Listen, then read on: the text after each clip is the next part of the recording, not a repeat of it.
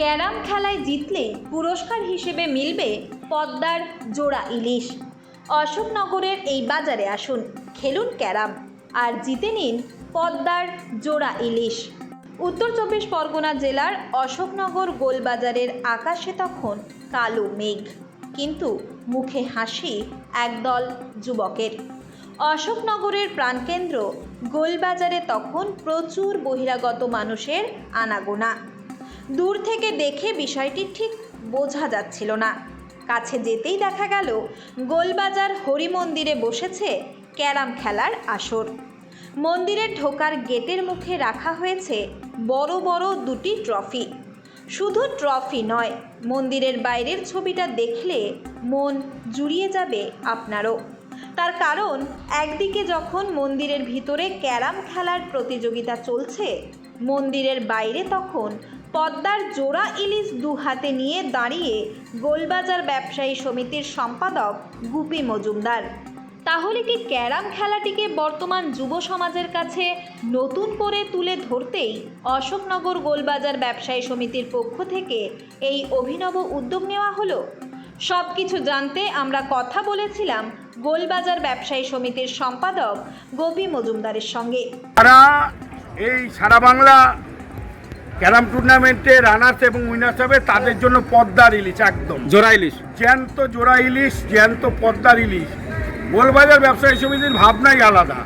আমরা নতুন কিছু যা অনেকে ভাবতে পারে না, আমরা সেটা কমপ্লিট করে দেখাই। আর আমাদের এই ভাবনাটা এসছে আমাদেরই দাদা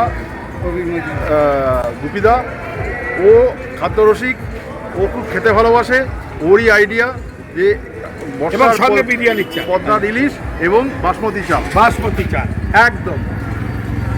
দেখুন, একটা কথা বলি, বাঙালির হচ্ছে প্রিয় মাছ হচ্ছে ইলিশ।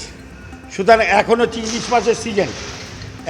ইলিশ মাছের সিজন, সেই দিকে মাথায় রেখে ক্যারাম খেলা, যে ক্যারাম খেলাটা অন্তত আমি মনে করি পাড়ায়, ক্লাবে, বাজারে, সমস্ত জায়গায়, সারা পশ্চিমবাংলা এবং সারা ভারতবর্ষের সমস্ত জায়গায় ক্যারাম খেলার প্রচলন আছে।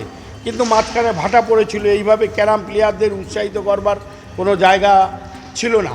কিন্তু অশোকনগরে আমরা গোলবাজার ব্যবসায়ী সমিতি, আমরা প্রতি বছর 3-4টে করে সারা বাংলা নকআউট ক্যারাম টুর্নামেন্ট করি এবং এবছরও হচ্ছে। কিন্তু এই বছরের অভিনবত্বটা আলাদা, যে ক্যারামে যদি রানার্স বা উইনার্স হয় তাহলে কিন্তু সব জায়গায় যেমন ক্যাশ মানি দেওয়া হয়, ট্রফি দেওয়া হয়, আমরা ট্রফি দিচ্ছি, কিন্তু তার সাথে ক্যাশ মানি দিচ্ছি না। আমরা বাংলাদেশের পদ্মার ইলিশ খাওয়াবো।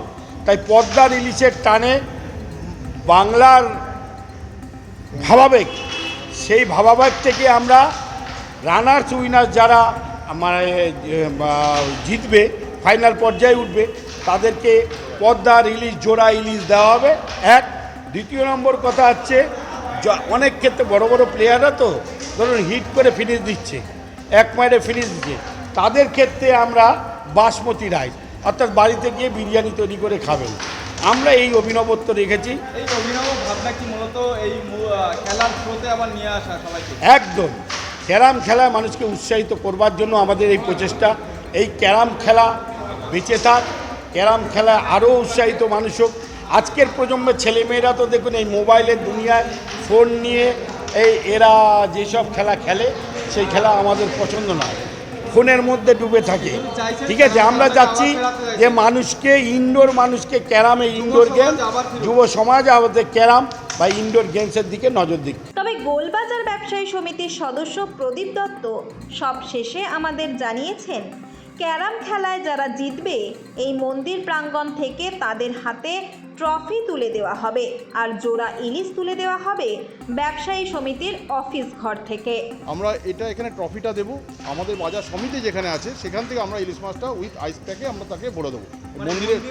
মন্দিরে কোনো রকম শুধু ট্রফি, মন্দিরে কোনো রকম মাছের কোনো আমরা এখানে আনবো না, এটা বাজার সমিতির থেকে যাওয়া হবে স্পেশাল, এবং সেইভাবেই আমরা অ্যারেঞ্জমেন্ট করে রেখেছি।